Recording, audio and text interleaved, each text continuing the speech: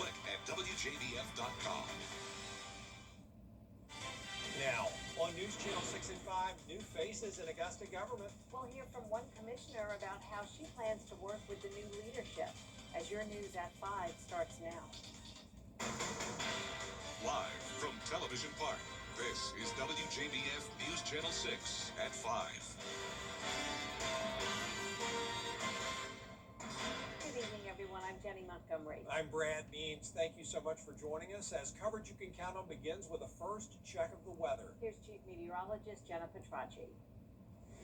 Well, we do have some severe thunderstorm warnings happening now, and I have a storm report to share with you. The Aiken Emergency Management reported a tree fell and down power lines near the entrance to Citizens Park at Woodvale Lane. This happened just very recently to the north of downtown Aiken. We are starting to see some power outages across the CSRA. Nothing significant, but around 400 outages in Aiken County, 700 and Richmond. And right now on Live Viper 6, we do have several areas under severe thunderstorm warning. So that is mostly impacting the western half of our viewing area. We had a severe storm over Aiken County earlier, but let's zoom in here to this first area. These storms are moving northeast at 35 miles per hour, heavy rain, frequent lightning, and the possibility of wind gusts up to 60 miles per hour. So this expires at 5:30. I do think it will be extended after that, and I'm actually now seeing an extension. I'll step off the screen in just a moment for that. But we also have that severe thunderstorm warning for the southern half of our viewing area, including Gibson, Louisville, Swainsboro. That's a warning until 5:15 p.m. These storms are moving northeast at 50 miles per hour, so a little bit faster moving. And that's why they have already went ahead and extended that severe thunderstorm warning into all of Burke, Richmond, and Columbia County as well, at least a portion of Columbia.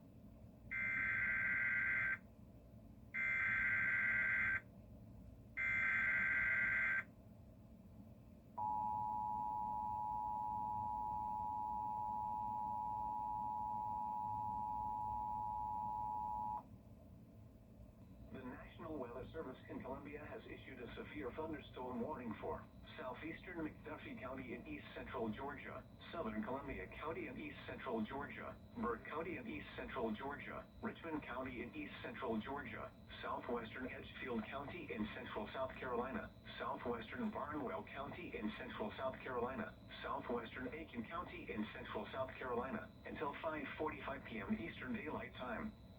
At 4:55 p.m. Eastern Daylight Time, severe thunderstorms were located along a line extending from 8 miles southwest of Norwood to near Louisville to near.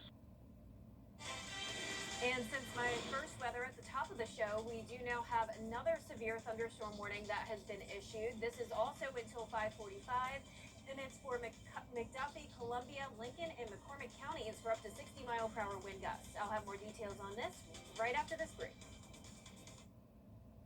The CSRA's favorite news app is now even better with easier access to local news, weather, and live streaming video. Download the News Channel 6 mobile app. I'm Gwen Folcher Young. This is a WJBF Live Viper 6 alert. Welcome back. The majority of the CSRA is currently under a severe thunderstorm warning. You can see these storms are moving overall mostly up towards the northeast. There's a little bit of some variety when it comes to the speed of these storms, but they're overall moving anywhere from around 35 to 50 miles per hour. So that's the good news. They are pretty fast moving. So they're not sitting over the same area just bringing torrential rainfall. But as they do move over you, they are dumping a ton of heavy rain. We do have frequent lightning as well, and of course the possibility of up to 60 mile per hour wind gusts. So here's that first severe thunderstorm warning. Notice Richmond, Aiken County completely dry right now, but this activity will be moving in shortly. Waynesboro, you're up next for some of that thunderstorm activity. Washington, Crawfordville, you're seeing it now, but next it will be over towards Lincolnton, Thompson, McCormick. So these warnings last until 5:45. This one here back towards the west, that's actually about to expire in just 15 minutes for the Wilkes County, Tolliver County area. Then down towards the south, this one was extended in Emmanuel County to last a little bit longer up until 5:45 as well. So here's our Terry Lambert Hyundai Skyview network across the CSRA. We're really not seeing much heavy rain right now, but that's because all of the storms, like I mentioned, are just now starting to close into these areas. We're sitting at 84 degrees. It is humid, feeling like 93 out there temperature-wise. We are mostly in those low to mid 80s. And here's a look across the entire southeast. We have a lot more rain to come. You can already start to see that counterclockwise circulation here across central Alabama. So this is an area of low pressure that's going to strengthen as it moves towards the CSRA. It's a pretty complex setup for us today through tomorrow because we have the remnants here of what was Tropical Storm Arthur combined with a cold front approaching and also what we know as a low-level jet. This is at above the surface, and it's these very strong wind gusts. So as we go through time here, you can see this brown area here over the CSRA. That's picking up on some pretty high wind gusts, once again, above the surface. But when we see this is a good indication that we could get up to around 50 to 60 mile per hour wind gusts here on the ground. So that's what we're watching tonight on top of the threat of some spin-up tornadoes. There is a tornado watch across Atlanta, parts of Macon. That lasts until 11 p.m. And then after that, that may get extended into our area for the overnight hours because we do have that slight level 2 risk of damaging wind gusts and tornadoes. Now for our Friday, it's a marginal risk just for the southern half of our viewing area. And for that day, think of more a typical summertime pattern. Not going to see that straight line wind gust threat, also not going to see the tornado threat. But here's our future cast tonight. We're seeing those severe storms now. Then we'll get a bit of a break in the activity until around 10 a.m. Then those gusty winds come in overnight, heavy downpours, flash flooding threat, and we'll be watching for the tornado threat overnight as well. This cold front will still bring some showers and storms Friday afternoon and evening as well, but just once again, they're not going to be as bad. So here's our future cast today. You can see those storms still continuing to progress across the area around 6, 7 o'clock at night. Then we'll get a little bit of that break, and then here's 10, 11 o'clock at night. Heavy downpours coming in. This is when we'll have the gustiest winds, and that will be for the Augusta metro area from around 11 p.m. to 5 a.m. That's when I'm expecting the worst of the activity for Augusta and places up towards the north. Then our southern half of the CSRA sees this from around 6 to 9 a.m. in the morning. And then once again, the rest of Friday not looking too bad. So wind gusts could end up gusting up to around 40 miles per hour at the highest worst case scenario, up to around a 60 mile per hour wind gust. Overall, most of these winds, like what we're seeing now, are going to be between 25 to 35 miles per hour, but we do have that wind advisory through 8 a.m. on Friday. We also have the slight risk of excessive rainfall with a flood watch in effect for a few of our western counties, and you can see several places could end up seeing around 2 to 4 inches of rain, some pockets of higher amounts, especially in places like Hancock, Washington, Johnson counties. So as we get to tomorrow afternoon, places like Augusta and our counties towards the north actually going to be mostly dry later on. We'll just be watching for some more strong to severe storms in our southern lying counties through tomorrow evening. You can see on our 10-day forecast that we have that Viper 6 alert day tomorrow. Then the weekend looks much better. We'll have lower rain chances at just 20%. All right, Jenna, thank you. Thank you. The Godfather of Soul is getting a new tribute in the heart of downtown Augusta. The James Brown Linear Park project is underway along Broad Street. It's transforming the center median into a celebration of the music legend's life and legacy. News Channel 6's Michaela Davis spoke with Brown's daughter about what the project means to her family. For years, James Brown's legacy has been synonymous with Augusta. As the James Brown Linear Park takes shape, that legacy is becoming a part of the landscape, one album cover at a time. When I saw this park coming up like this, it just lets me know, no matter what other people may think, God is always going to shine a light where a light should be shined. Open up the door, I get it myself. Say it loud, I'm black, I'm proud. These are powerful songs that are still relevant today. Brown Thomas says the project is another way her father's influence will live on in Augusta. The newest addition to the park is a series of album covers spanning decades of Brown's career, giving visitors a chance to learn more about the Godfather of Soul. Now, they'll walk past this park and they'll see the statue back up, and they'll see all the album covers from the 50s to the 90s, and they'll say, wow, that's James Brown. The James Brown Linear Park continues to take shape in downtown Augusta. For WJBF News Channel 6, I'm Michaela Davis. Up next, honoring 250 years of America. What one South Carolina company is doing to mark the occasion after the break. At Stanton, you get the best value. 2 pairs for just $79. A free eye exam, anti-glare made same day. That's value you can actually see. Smart, simple, Stanton. In case we haven't met, I'm a News Channel 6. At Stanton, we sell great frames. All sorts of frames. Over 1,000 frames, starting at just $79. I saved money and I see great. Smart, simple, Stanton. The countdown is on for America's 250th anniversary celebration, a moment certainly where American flags are going to be on display as far as the eye can see. Meaning operations are ramping up for one South Carolina company making 100% American-made flags. Hannah Baker has more. As America prepares to celebrate its 250th anniversary, the demand for American flags is growing, and that means more jobs right here in the Lowcountry. Inside this North Charleston facility, sewing machines are buzzing as stars and stripes are stitched together, creating nearly 1,400 American flags every day. Allegiance Flag Supply manufactures 100% American-made flags. The founders tell me they've seen a major spike in demand and have had to increase staffing by creating 40 new jobs. Despite the high pressure, they're happy for the boost because it not only puts money back into the local economy, it unites the community. And I think we're just looking at one of the most patriotic times in the history of our country, which is fantastic and really exciting to bring all the country together, under one flag to celebrate all the great things in our country. It doesn't get more American than being able to sew the American flag. We are so lucky to be able to do that on a daily basis, and I hope it reminds people of the opportunity that exists in this country and how we can all come together and make an even better country in the next 250 years. If you would like to purchase a flag made right here at Allegiance, they're available on their website. Well, that does it for us for this half hour. There's a lot more coverage you can count on at 5:30. And that includes the latest on the deal with Iran.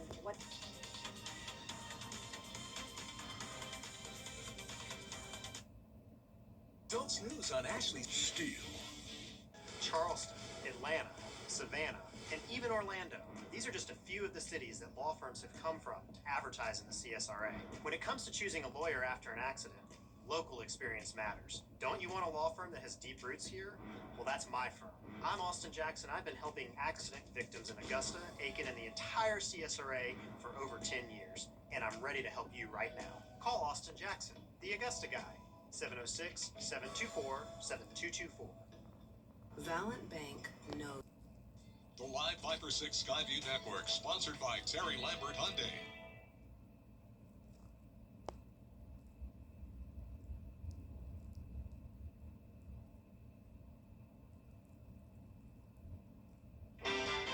Live from Television Park, this is WJBF News Channel 6 at 5:30.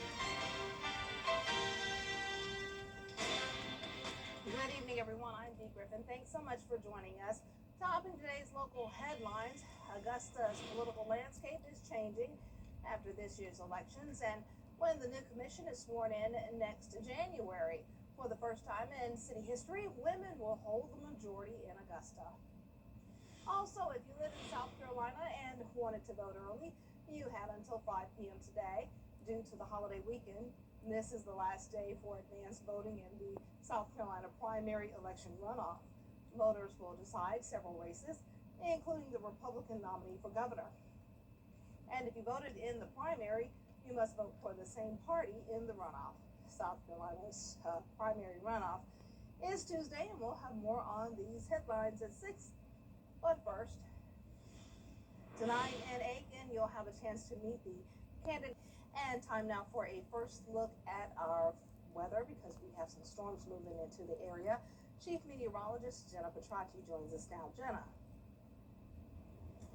Well, Dee, we are starting to see some storm reports starting in Aiken County. The Aiken Emergency Management reported a tree fell and downed power lines near the entrance to Citizens Park at Woodvale Lane. This was earlier this afternoon, and we're also starting to see those power outages as these storms push through. 700 outages in Richmond County, 300 in Aiken, and look at the 1,500 in Hancock County, and that's from the severe thunderstorm warnings that we are watching continue progress off towards the northeast. So nearly everyone in the CSRA is under a severe thunderstorm warning, and if you aren't yet, you probably will be later because these storms are really keeping their strength. So let's zoom in here. You can see one warning is until 5:45, and that includes portions of McCormick, Lincoln, Columbia, McDuffie County.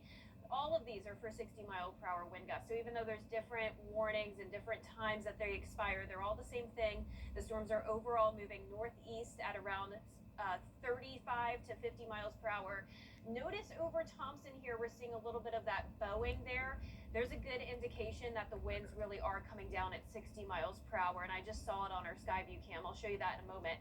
Also, Richmond, Burke County under that severe warning as well until 5:45, and Emmanuel County as well. So here's our Terry Lambert Hyundai Skyview cam in Thompson. Looks like it froze right now, but the rain was coming down sideways, really blowing the trees. So I'll be watching that closely for potential damage. And of course, if you see any damage outside, be sure to share those reports with us.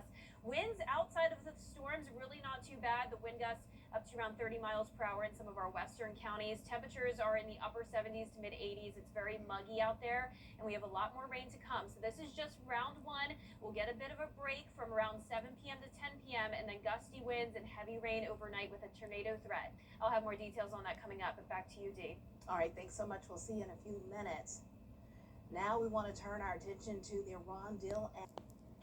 And now it's time for a look at our Live Viper 6 neighborhood network powered by Tempest. You can see we're already picking up on a wind gust of 24 miles per hour near Gibson, 23 near Warrenton. Those winds are going to increase later on tonight into tomorrow morning. As for the rainfall totals in our northwestern viewing area, up to around half an inch there near Thompson, Warrenton, and Gibson. I'll have more on the rain and wind headed our way coming up after what's trending. Together, I know we can. Hi, I'm Mary Morrison with this week's community calendar. The Bamberg County branch of the NAACP will host its Juneteenth Festival celebration on June 19th. It'll be at the Leonard E. Dawson Health and Human Resources Center on the campus of Aarhus University in Denmark. The event will take place from 10 a.m. until 2 p.m. There will be food trucks, bounce houses, and more. Add your events. Log on to WJBF.com, keyword community calendar. The Live Viper 6 weather team is coverage you can count on. Welcome back, everyone. It's time now for a look at what's trending. If you plan to see the new Toy Story 5, you may want to hear this. Melvin Roberts has more. To the movies we go now. We're so close to the release of Toy Story 5, everybody. Woody, Buzz, and Jessie reunite to face off in a toy versus tech battle. Showing start as early as tomorrow. I want to talk to you, device. No touching, Jessica. No. She used the J word. Scandal. Hi! Come on! Just getting away, Buzz! Enjoy the garage, Stuffalo Bill. Stuffalo Bill. Ahead of the film's release, our Doug Cole got the opportunity to talk to its stars about what it means to continue a franchise that started back in 1995. Can you believe that we sit here today inside this Pixar Studios that was created all from the first? It started in the 1900s. That's how horses were just turning into cars. You were here, though, when it was just a series of garages, yes, right? And guys on laptops. There was an office building to our west, I'm going to say that west, probably east, and it was just roll-up doors, and there was all these computer tables. It's called a poncho, Forky.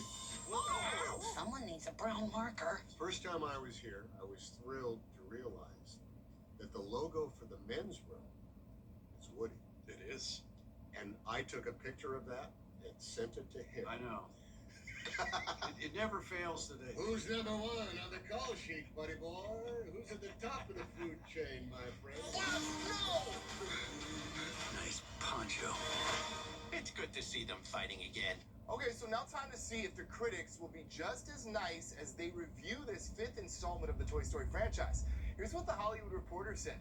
Unlike many series that keep going long after the creative well is run dry, milking the cash cow until it goes belly up, this all-access pass to the hidden world of sentient toys has consistently delivered on its promise of wit, inventiveness, adventure, and emotional depth. Rolling Stone took a different stance on it, writing, "This fifth entry in the series is designed to be a cautionary tale for our contemporary in-crisis moment of Silicon Valley's stronghold on our lives, but it's even more of a cautionary tale on brand management. This is what happens when you beat a franchise to death." Look, y'all, you can form your own opinion when Toy Story 5 hits theaters tomorrow. In Hollywood, with your entertainment report, I'm Melvin Robert. There are benefits on watching sports, especially when your team ends a historic drought. Here is Danny New with the latest. Anunoby the rebound. It's over. It's over. When the Knicks finally winning another championship leads to Lionel Messi World Cup hat trick, inspires an Argentina party at Arrowhead Stadium, maybe there's a psychological reason behind all of these jamborees. So the brain doesn't necessarily do a great job of distinguishing between actual physical participation and emotional investment when it comes to sports. Neurologist Dr. Leah Kroll says when we watch sports, our brains go through a lot. For example, they may even feel like we were actually playing in the game, and that's why it may take such a long time to calm down after the final whistle. You also tap into what the collective audience and fans are feeling, and all of that is going to amplify your emotional experience.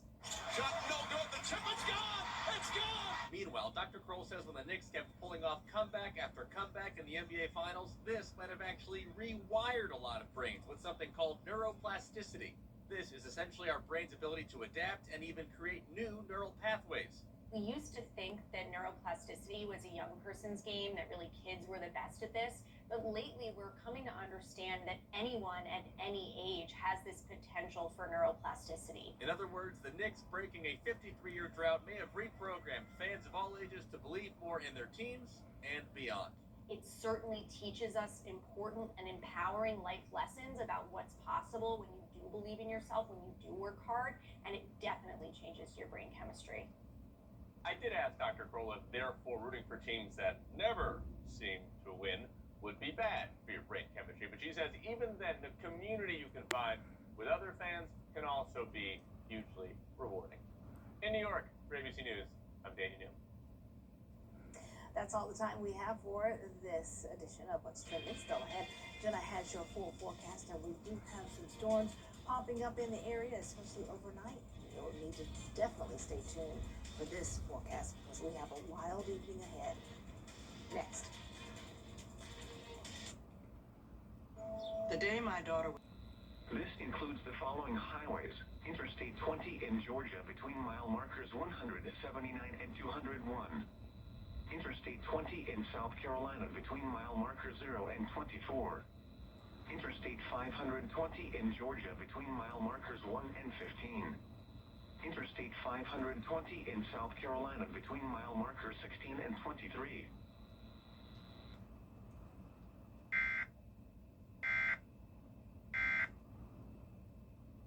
Always choose the weather, but you can choose your weather app. Go with the most accurate and most trusted, the Live Viper 6 mobile app. Download it today. This is a WJBF Live Viper 6 alert. Welcome back. Here's a look at Live Viper 6. You can see we are still dealing with several severe thunderstorm warnings, heavy rain, frequent lightning, and within these severe warned storms, we do have the possibility of 60-mile-per-hour wind gusts. And I would actually say that's pretty much a guarantee with this severe thunderstorm here. You can tell just by the look of it, that this is producing some very strong wind gusts, and that is currently in Richmond County, pushing into Augusta. Right on cue, I'm hearing it come down on the roof here at the station. So this also extends up towards Columbia County, McCormick, and this warning goes until 6:30 p.m. So the reason why I say we're definitely seeing those severe wind gusts is because as we look at our velocity, which is looking slightly above the surface, we are picking up on a 61-mile-per-hour wind gust currently, but just a moment ago, it was up to 74 mile per hour. So that's above the surface, but even down at the surface level, that pretty much guarantees we're at least seeing those gusts up to around 50, probably 60-mile-per-hour winds. Here's our Terry Lambert Hyundai Skyview network across the CSRA. We had those gusty winds coming through Thompson earlier. Now this is starting to close in on Augusta. Aiken also included under that warning. As for our current conditions, 82 feeling like 91. Of course, the rain will help to cool us down, but it's definitely a warm and muggy day with a southwest wind. So here's a look all across the southeast. You can actually see over in Alabama, look at all of this rain that's still to come. And notice the spin with this. This is an area of low pressure. So we're actually going to get a bit of a break within the next couple of hours, but then another round of heavy rain and wind is coming in tonight. It's a complex setup with the remnants of Tropical Storm Arthur combining with a frontal boundary. We have deep tropical moisture, and that is going to allow for this to possibly intensify right around the CSRA. And it's also due to a low-level jet. This is also above the surface. And notice within this, we are picking up on some wind gusts up to 75 miles per hour. Now, when you think about the winds that are actually going to impact us here on the ground, that could be around 50 to 60 miles per hour. But the low-level jet gives us a good idea of what's happening above the ground and what we need to watch out for. Now, you can see here we have a tornado watch to the west of us for the Atlanta area until 11 p.m. I think that could get extended into our area overnight until tomorrow morning, because we do have a slight risk of severe weather for everyone in the yellow color. That's for damaging wind gusts and some short-lived tornadoes possible. We're talking EF0, EF1 tornadoes, not those long track violent tornadoes. And then for Friday morning and afternoon, it goes down to just a marginal risk of severe weather for the southern portion of the CSRA. So let's walk you through our future cast. Like I mentioned, we're going to get a bit of a break here. There will still be rain. It will be a bit breezy, but not expecting bad impacts from around 7 p.m. to 10 p.m. But then from 10 p.m. into the overnight hours is when we'll have that circulation over our area. When you're talking an area of low pressure that's circulating counterclockwise, that could lead to rotation with tornadoes being happening across the area, tornado warnings being issued. So that's why we're taking that seriously as a possible threat. As we go into our Friday evening, we'll still be watching the cold front pushing through. That could still bring some isolated showers and storms Friday afternoon, but think of a more typical summertime pattern. We're not going to see that tornado threat. We won't see the straight line wind gust threat either. Now, here's our future cast tonight. So like I mentioned, a break between around 7 to 10 p.m. Really starting to see that heavy rain come back into the picture around 11 o'clock. I'm expecting the worst impacts for the Augusta Metro from around 11 p.m. until 5 a.m. And then the southern half of our viewing area going to still see some wind and rain until around 9 o'clock in the morning on Friday. So here's a look at those wind gusts. Still not too bad for now, but then as we go later on into the evening, that's when we're seeing the possibility of those gusts even reaching up to around 50 miles per hour.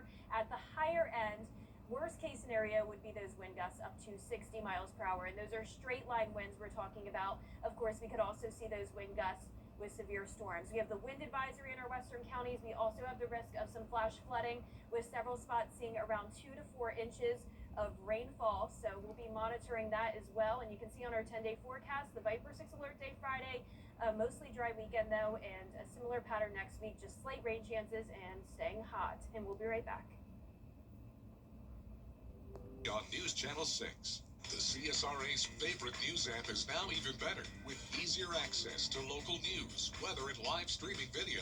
Download the News Channel 6 mobile app. I'm Mike Costello, and this is what we do. Car wrecks. Yes, car wrecks. So call or text us today, or visit us at mycostellolawfirm.com. Costello. Car wreck. Car wreck? Costello. Oh, lots of thunder and lightning. That's all the time we have for this half hour. We'll have more coverage you can count on next at 6. Be careful out there.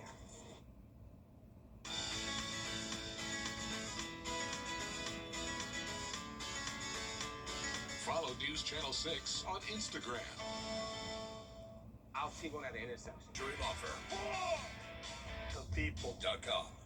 Giving your best on News Channel 6.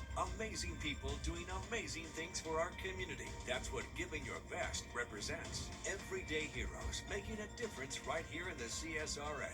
Do you know a local volunteer who goes the extra mile to help others? Nominate them for the Giving Your Best Award at WJBF.com/GYB. Giving Your Best on News Channel 6. Proudly sponsored by Science Go, Piedmont Augusta, and Security Federal Bank.